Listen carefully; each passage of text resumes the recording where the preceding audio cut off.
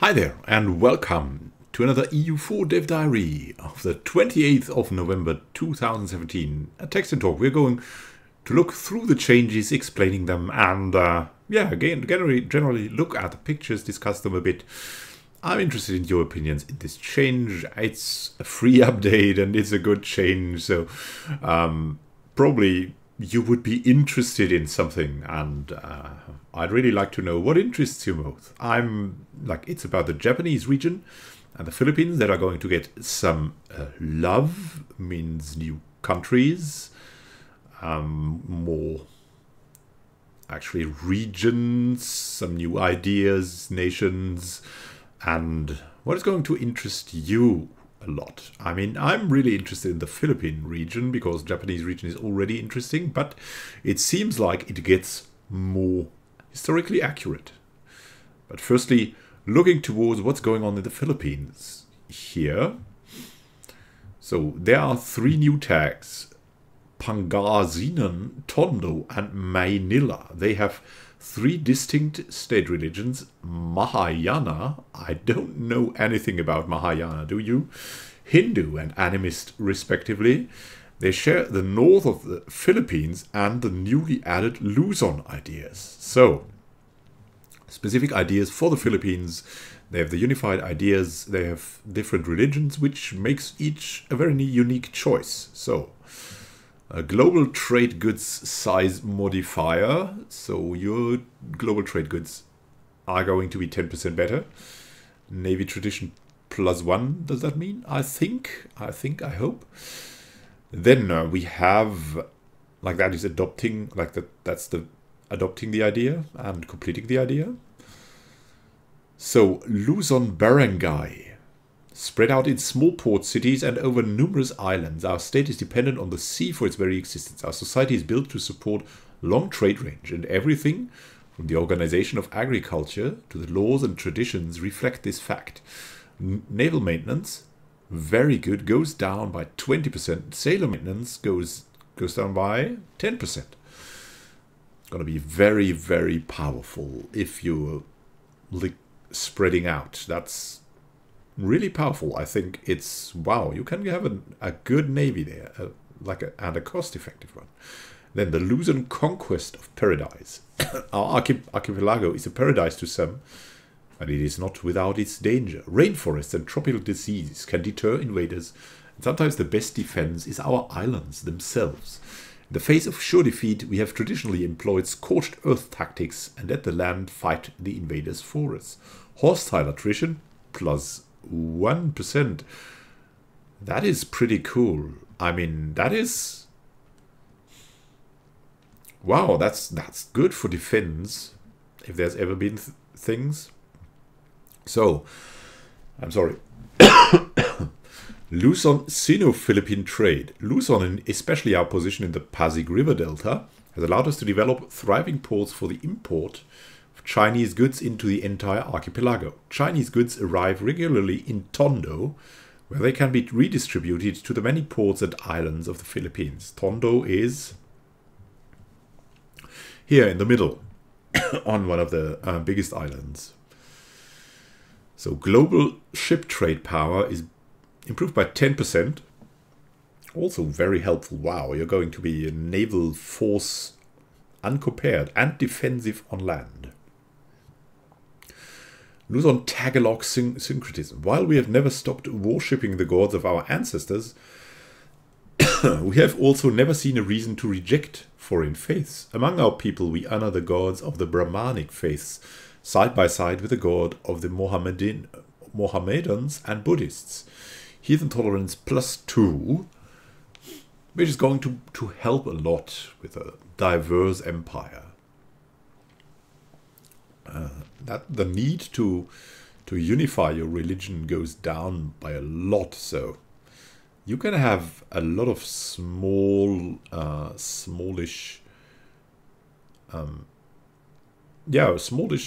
provinces distributed all over the seas. Luzon sailors, not all sailors serve on our own ships. Some seek employment among the many warring states of Southeast Asia. Luzon sailors can be found on warships from Brunei to Aceh. The experience these men earn abroad is something we can then make good use of in our own maritime endeavors. Let us encourage all our young men to seek their fortunes abroad, so that they may later return experienced and hardened. Navy tradition decay goes down by, by 0.01, which is like, that's a nice addition, really. Luzon, a safe haven. Our kingdom is close enough to enjoy a stream of Chinese, Japanese, and Southeast Asian goods, yet too far away to be within their reach. This makes us a desirable destination for many who, for whichever reason, wish to abandon their homeland. Let us invite these people to our land so that we can benefit from their skills and expertise. Oh, that would have been good if it would be like at the start, but it's still okay. The advisor cost goes down by 10%, so you're high-level advisors. Nice. Cheaper. Luzon expand the sugar production. Sugar? Really? Oh, one of the most sought-after crops in these lands is the sugar that our ancestors have grown for centuries. In a more interconnected world, this cash crop could bring us even greater wealth. Expanding the production of sugar through land reclamation as well as at the expense of other crops will allow our economy to grow to new heights. Production efficiency plus 10%. Now, is that only for sugar? No, I think that's generally the production efficiency, which is very powerful. So your naval trade nation, there you go. And a bonus, naval morale plus 20% if you complete it, I think.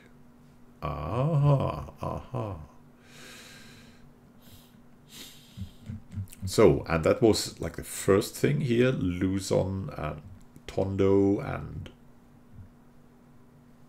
Pangasinan and Manila, I think, here.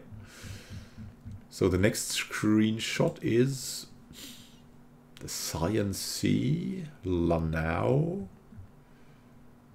and this, I cannot read it. So, to the south we find the Hindu nations of Madhya's, Cebu, and Butuan, cowering in the shadows of the stronger animist power of Magunidanao. Oh, that might be that thing right here. They have two provinces, probably very good with that river here. Can also be noted that the emergent Zulu are playable in 1444. Our new tags here enjoy their own unique national ideas. Oh! Wow! For these small nations, a lot of love. We'll pick Magunidanao to look at today because animist pride worldwide. So the Mindanao ideas, they have made that a little shorter. Start, Navy tradition decay goes down, infantry power goes up by 10%. So Mindanao, an Islamicized barangay. Muslim traders, Sufis and seamens have grown ever more common in the waters of Nusantara over the course of the last 100 years. We should integrate these newcomers in our realm, join the society of maritime Muslim sultanates. By paying homage to both this new god and the old gods of our ancestors, we can be sure of the support of the heavens as well as our people at all times. Tolerance heavens, so it's a very tolerant world we're creating here. Tolerance heathens here too, and here as well. Then Mindanao unite the Datas. There are a great number of Datas, chiefs of varying stature and influence within our borders. Yeah, the variety. Many exert a much greater deal of autonomy than we would like. Let us rein in these small-time chiefs and make them all come regularly to our capital to partake in the kingship ceremonies of our dynasty. Tax modifier goes up by 10%. Wow. And Mindanao, protect the riches of Mindanao. The island that is our home is also a great source of wealth. Gold, pearls, sugar, and cinnamon are all exotic goods that attract merchants from faraway realms and even continents. We must not let access to these goods go too easily. Let us protect our artisans and spice merchants and give them what support they need to thrive and profit from the presence of foreign traders. Global trade goods size modifier plus 0.1, I think. Was that here? No, that was a production efficiency. Here in the Luzon ideas too. So it's about trade. It's about trade. That is a unifying thing. It's about navals, trade, and some differences are there. I mean, these are more on land combat too. So Moro sailors. The Moro people of Mindanao and Sulu are famous for being able sailors and adept at naval warfare. Yet there are many who would claim to dominate these waters. We should build a new and strong fleet for our state, crewed by many Moro sailors under our control. Very interesting. I love these descriptive texts. That's why I'm reading them. That's all informing us about the history too. Naval maintenance modifier goes down by 20%. Very powerful. Also up there. But this is something different here. We live in a dangerous world. Fortify our ports, where slavers and pirates are a constant threat to any coastal settlement. That was not enough. The arrival of Western ships signals the dawn of a new era with new enemies. We must always be prepared for hostile attacks and fortify all important ports with stone and cannon. Defensiveness goes up by 20%. That can be powerful if you manage to catch up in tech. Then guerrilla warfare for Mindanao. There are many who would try to seize our cities and villages against our will. These foreigners claim that they wish to convert us or settle within our lands. We must resist all such attempts and be ready to use the land itself against any invader. Land morale goes up. Going good with infantry power going up, so really nice. And then the pirates of Mindanao. The increased hostile presence throughout the open seas has ruined many of our captains. We must resist those who would put tariffs and regulation on our shipping and instead wholeheartedly engage in smuggling and piracy when we need to. By giving safe harbor to those hunted for piracy, we might also increase our activities to once again chase away those who would limit our access to the seas. Embargo efficiency is higher, privateer efficiency is higher. That's going to be interesting, playing the pirate nation, right? And global manpower modifier, that's the bonus for finishing, goes up by 10%. Really cool. Really cool. If you expand with these nations, that's going to be very fun. Very fun. And now Japan. The next rework of Japan. Let's click onto this. The nice looking Japanese warriors. How I love that somehow. It's so cool to have these little statues there. I don't know. I mean, I know a lot of you may be able to live without the art, but I think it's a nice touch. And I always buy it when it's on sale, 75%.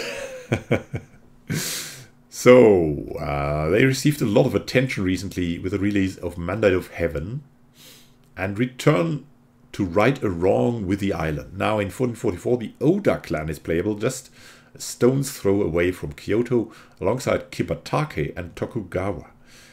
While it will be many years before Nobunaga brings the Oda to prominence, they are available to play from the start with their own national ideas.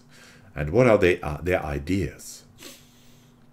They have at the start infantry power plus 10%, land morale plus 10%, and Oda Rakuza. The Rakuza, oh my god, all over Japan, the old Zargils have grown, influential enough to smother many forms of enterprise. With private armies, they are also an affront to our direct authority. Let us abolish their monopolies and do away with tolls and closed ports or cities.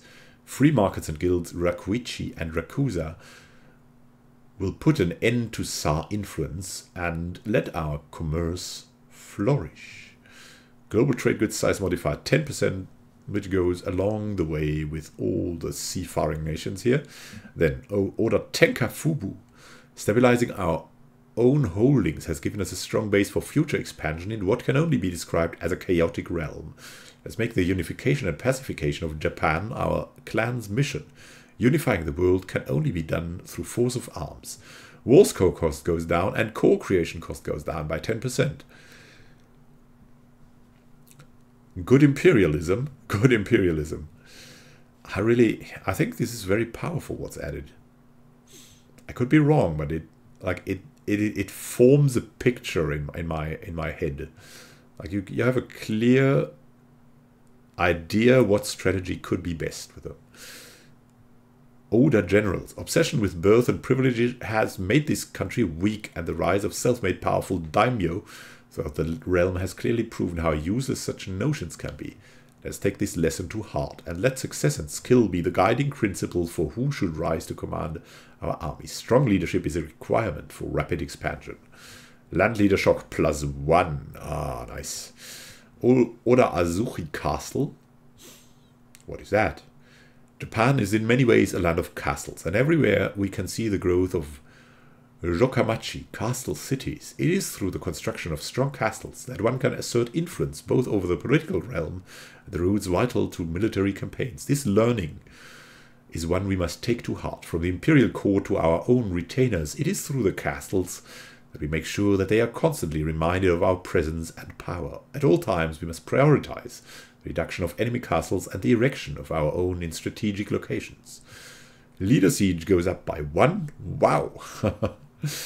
Early expansion, early military expansion, we read there. Also, I didn't know about the Jokamachi. That is very interesting. The castle cities. Have you played Oriental Empires? Maybe I should. It's... I think it is close to that. Even if it is not like directly connected, it plays around that thought. The castle cities. Oda triple firing. What is that? The advent of firearms has and will continue to revolutionize warfare in the Japanese archipelago, and through mastering these new weapons can we dominate any battlefield. In order to increase the rate of their fire, our musketmen will form ranks, allowing one to fire while 2 others reload. Fire damage plus 10%. Whoa! Now we have shock improvement, we have siege improvement, we have fire damage improvement. Only cavalry is not improved. Wow. Oh, these are going to be reckoned with even in like more modern ages. Then patronization of the West. Western missionaries have brought many ideas and techniques to our land, and unlike the old Buddhist associations, they have no previous ties to corrupt landowners or rebellious cities. We should welcome the Westerners into our cities and examine the benefits they can bring to our court. Technology cost goes down by, I think that is 5%. Correct me if I'm wrong. Will be very helpful, especially once you're westernized to go through that surge of getting to the technologies the others have or are nearly there. And Oda Kenshi. Our realm is in many ways a patchwork of small mainers and fiefs. An overview of their true worth, probably their true worth, and in many cases even who owns what piece of land is almost impossible to achieve. Let us undertake a major cadastral survey to investigate these lands in detail and create a new system of taxation and obligations that can then be both efficient and fair. Oh, the bureaucracy. Global manpower modifier is up by 20% and bonus land fire. Wow! I mean, fire damage, land leader fire. Oda clan. That's where you look at for conquering. So, exciting times for the Far East in the upcoming 124 Japan update. Japan update. It's even called Japan update. Oh, no, it's not called Japan update. It's 124. And people can expect before the new year rolls around. Update will be free, contain the above map changes, more ideas, bug fixes, and more. Considered an early Christmas present from us to you. Go into detail about some of the fixes and balance changes next week. Oh, nice. Some changes. Balancing. That doesn't sound revolutionary, but evolutionary. I like that. And of course, I like the new countries. I've always loved these island hopping. To start there in a position and then go island hopping, maybe colonization, maybe going conquering. There are so many options open to you because you don't have really strong direct neighbors after you've eliminated these problems, and then the world is open to you, whatever your strategy is. What do you look forward to? I certainly look forward to more EU4. Already my Karako Yunlu Let's Play is going is so fun, at least for me. And a few people have joined me watching, like when I stream sometimes or when I upload the episodes. It's just very fun. What are you playing at the moment? Well, let's see each other in the next Dev Diary or in one of the other videos on the channel. I'm currently creating a page on my blog to sum up the whole 1.24 patch with TLDRs, and I'll link it in this video when I'm ready in the next few days. It'll be there for all the 1.24 changes, so you know what has changed then. Have a good time. Until next time, and happy gaming.